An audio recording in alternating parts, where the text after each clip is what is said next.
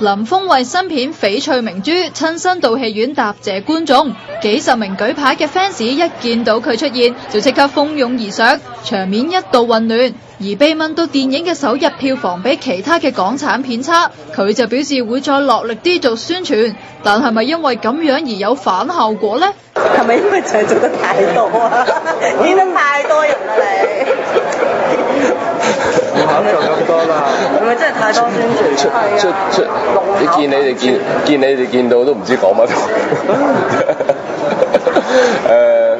冇嘅，因為公司都安排咁其實因為呢套電影都其實如果你話個電影個戲種咧，就都幾適合暑假嘅，因為呢套我自己睇翻就我覺得幾適合一家大細睇，即係小朋友都幾適合睇呢套，一合家歡嘅電影。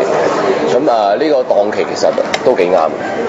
不過即係好老實講，同時期都有幾套大片，所以都有一定嘅壓力。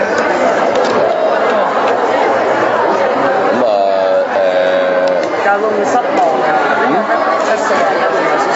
都冇嘅，其實即係等於我哋拍電視一樣，拍電視嘅話你唔會到時如果話個收視點樣